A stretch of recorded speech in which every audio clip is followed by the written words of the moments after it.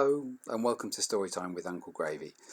I've had a chat with the YouTube IT department, albeit in the mirror, and they reassure me that the microphone is now working and I don't sound like a strange robot that's drunk too much oil. So hopefully this is sounding all right for you today. Welcome along, and hello to Isaac and Joseph and Theo and everybody watching.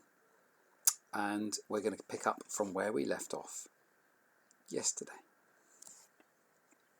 When the moon started to grow again in the evenings, Holly and Jake discussed the plan for the next campout. Being outside under a full moon for the first one had provided them with a good amount of light in the garden, and had also made it easier for them to stay awake too, up to a point.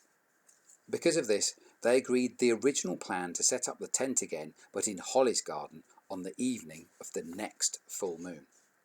This meant that the hole between the gardens would have been there for nearly a full month, so the hope was that any hedgehogs would have had the time to get used to it, or even go through it a few times.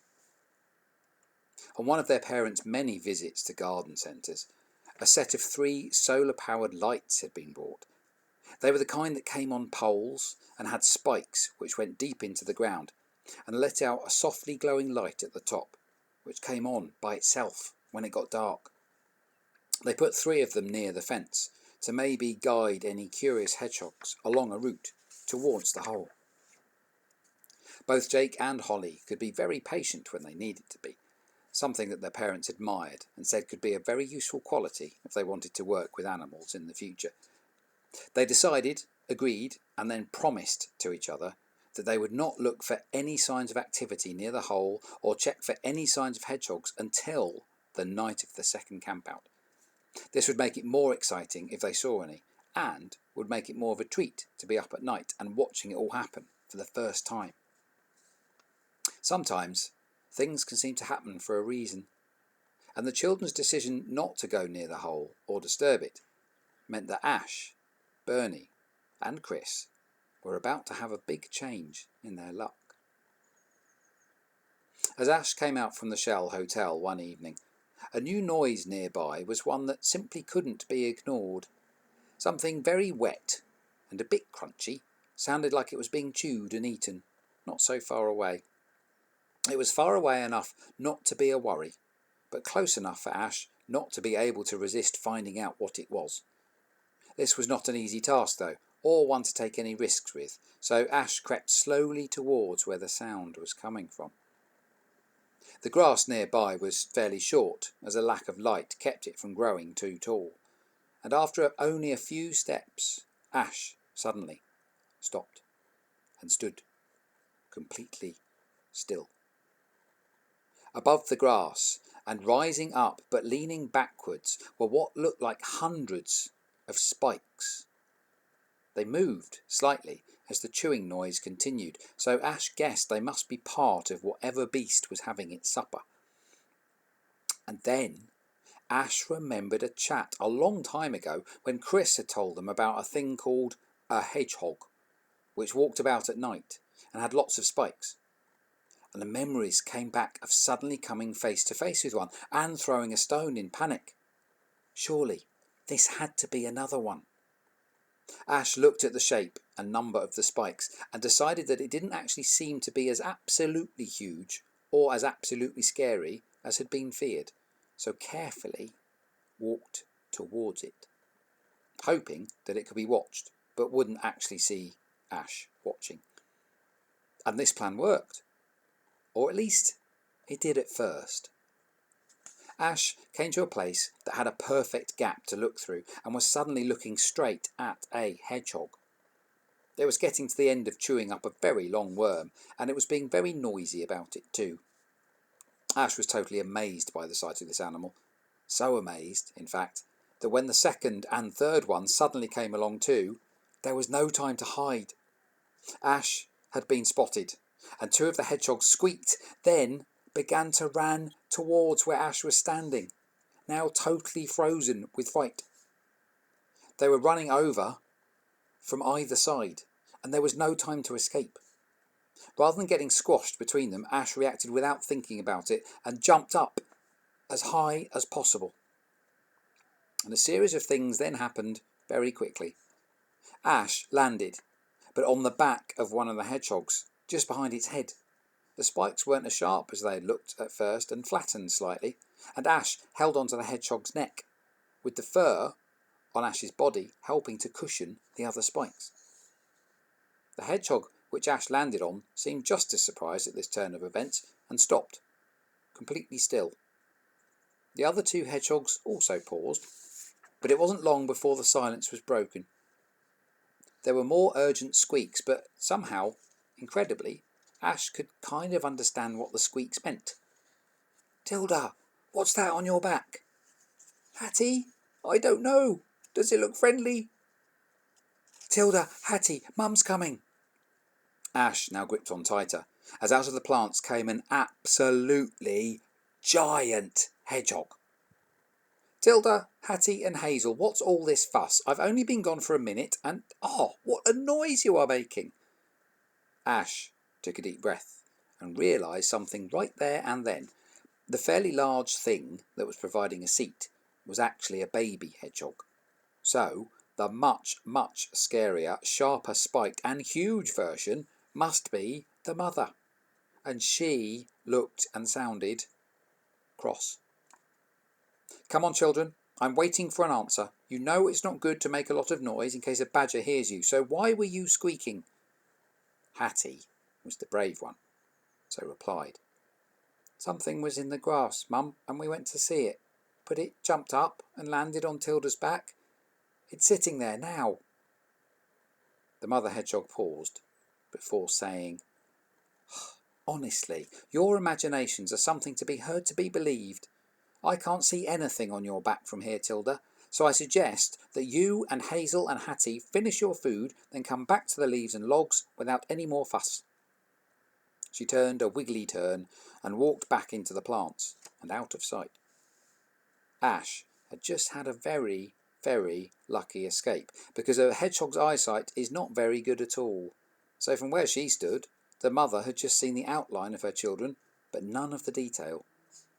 A soft and small creature, clinging on for dear life and flattened against neck spikes, was never going to be spotted really, so Ash felt hugely relieved when the mother hedgehog was gone. Now, though, there was the small matter of exactly what to do next. Ash was still sitting on the back of a baby hedgehog, looking like some very weird jockey or horse rider, and looking straight at the other two baby hedgehogs, who were looking happy not to be into much trouble, but were now very interested indeed at who or what Ash was. And suddenly, it happened, as it happened before when Ash needed to think or work something out. "Hello there, hedgehogs. I'm friendly. I'm Ash. I landed here recently with a bang and a crash. I'm finding my way as my home has been lost, but yet it feels near, like a line has been crossed. I've seen a young hedgehog before, but was scared. I threw a stone and ran. I just wasn't prepared. And I'm sorry if that was one of you here. I like to make friends, so you've nothing to fear. I'd like to be friends. Is that okay with you? Oh, please, do not eat me. I'd be tough to chew. I'm covered in fluff, and I'm not like a worm. My feet may be fluffy, but they are quite firm. And I can see lots from up here. Oh, it's weird.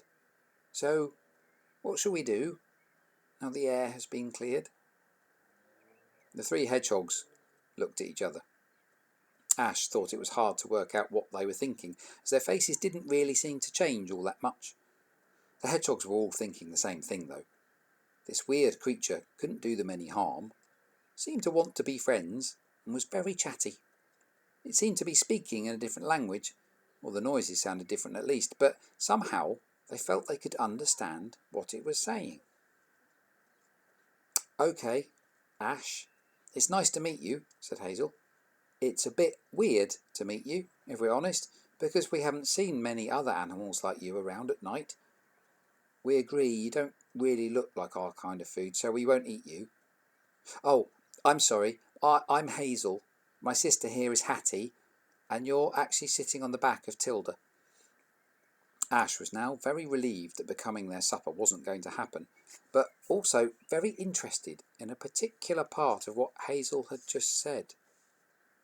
"Well, that is lovely. I like all your names. I'm sorry if I've messed up tonight's aims.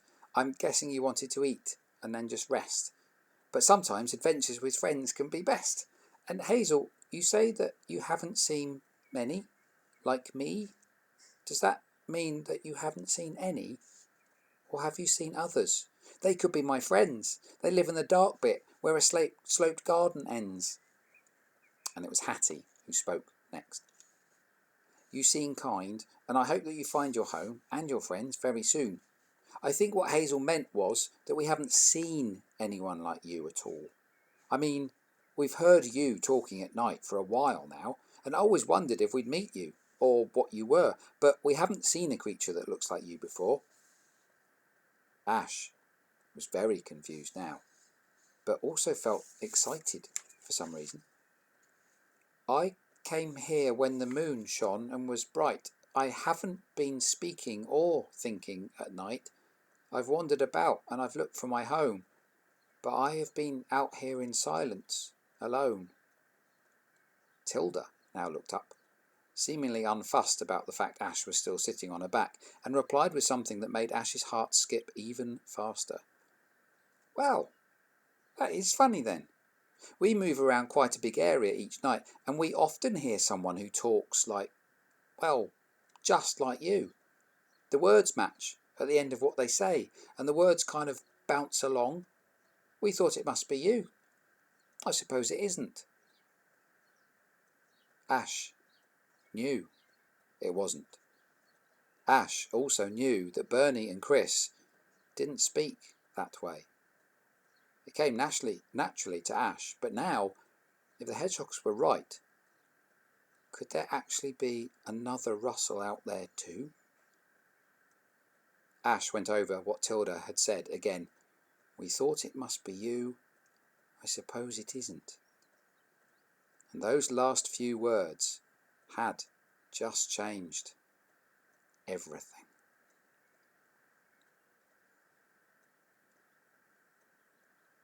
There it is. There's the pause.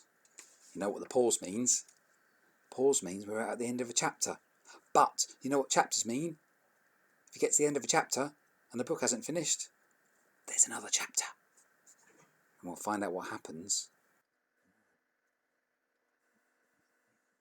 I'll see you all soon. Stay well.